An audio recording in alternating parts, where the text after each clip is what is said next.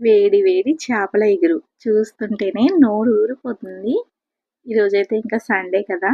అమ్మ అయితే ఇలా చేపల ఇగురైతే చేశారండి. టేస్ట్ అయితే సూపర్‌గా ఉంటుంది. ఇంకా ప్రాసెస్‌లోకి అయితే వెళ్ళిపోదాం. ఇవైతే వంజరం చేపలండి. వీటిని నీట్‌గా కడిగేసి ఉప్పు, కారము పెట్టి పక్కనైతే పెట్టి ఇలా ఉంచారు. ఇప్పుడైతే మనం కర్రీ కోసం కళాయి పెట్టుకొని కళాయి హీట్ అయ్యాక ఆయిల్ అయితే వేసుకున్నాము.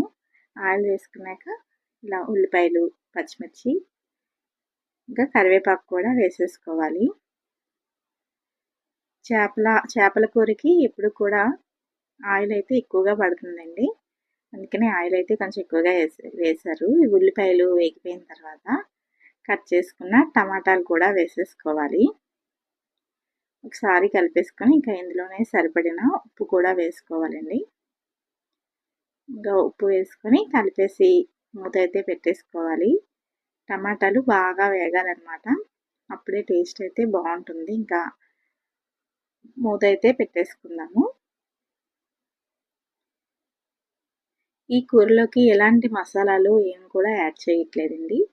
ఇలా టమాటా వేగాక అల్లం వెల్లుల్లి పేస్ట్ అయితే వేసాము. ఇది బాగా కలుపుకొని అల్లం వెల్లుల్లి పచ్చివాసన పోయిన తర్వాత కారం అయితే యాడ్ చేసుకున్నామండి. అంతే, ఇంకా ఎలాంటి మసాలాలు కూడా వేయమన్నమాట. కొంచెం పసుపు, మేము ఈ కారంలోనే ఇది మసాలా కారం అనమాట. ముందుగానే అన్నీ కలిపి ఆడించేసి ఉంచుకుంటారనమాట. ఇంకా సపరేట్గా మసాలాలు అన్నీ వేసుకునే పని ఏమి ఉండదు. ఇంకా వేగిపోయిన తర్వాత ఇందులోనే చేప ముక్కలన్నీ కూడాను ఇలా వేసేసుకొని ఒకసారి అయితే కలుపుకోవాలన్నమాట. గ్రేవీ అంతా ముక్కలకి పట్టేటట్టుగా కొంచెం నెమ్మదిగానే కలుపుకోవాలి, చేప ముక్కలు విరగకుండా.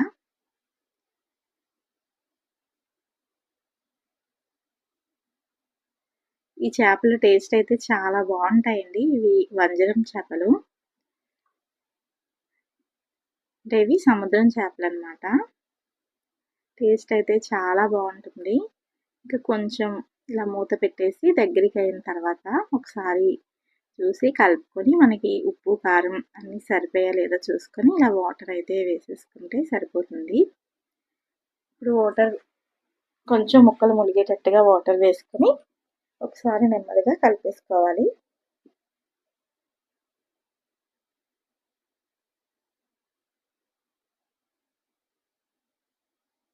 దీని మీద మళ్ళీ ప్లేట్ పెట్టి ఇలాగా దీనిలో ఒక 2 నిమిషాలు ఉడికిస్తే చాలండి. కూర అయితే రెడీ అయిపోతుంది. మధ్య మధ్యలో అడుగు పట్టకుండా నెమ్మదిగా అయితే కలుపుకోవాలండి ముక్కల్ని. మనకి ముక్కలు విరిగిపోకుండా నెమ్మదిగా కలుపుకోవాలి. చేపలు ఏంటంటే త్వరగా ఇరిగిపోతాయి అన్నమాట. ఇలా నెమ్మదిగా మనకి చేపలు ఇరగకుండా కలుపుకుంటే చాలు.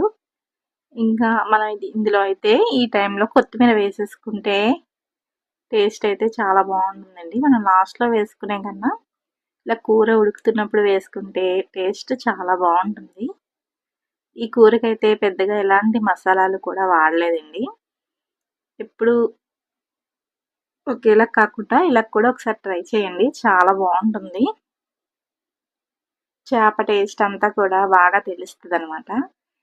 ఇవ్వండి, కూర అయితే రెడీ అయిపోయింది అనమాట. ఇగురు దగ్గర పడిపోయింది కదా. ఇప్పుడైతే స్టవ్ ఆఫ్ చేసేసుకుంటే సరిపోతుంది. చూసారా ముక్క అయితే ఎంత బాగా ఉడికిందో. కూర అయితే పర్ఫెక్ట్గా అయితే వచ్చింది. చేపల కూర మనం వేడివేడిగా కన్నా కొంచెం చల్లారిన తర్వాత తింటే ఇంకా టేస్ట్ అయితే బాగా తెలుస్తుందండి. ఇంకా ఇప్పుడైతే వేడివేడిగా అమ్మ అయితే ఇలాగా చేపలు వేసి అన్నం అయితే పెట్టేస్తారు. టేస్ట్ అయితే చాలా బాగుంటుంది. ఒకసారి మీరు కూడా ట్రై చేయండి, చాలా బాగుంటుందండి. ఇంతవరకు వీడియో చూసారు కదండి. నచ్చితే వీడియోకి లైక్ చేసి అలాగే ఛానల్ని సబ్స్క్రైబ్ చేసుకోండి. ఇంకా నేనైతే తినేస్తాను. సూపర్గా ఉందండి చేపల కూర. Thank you for watching.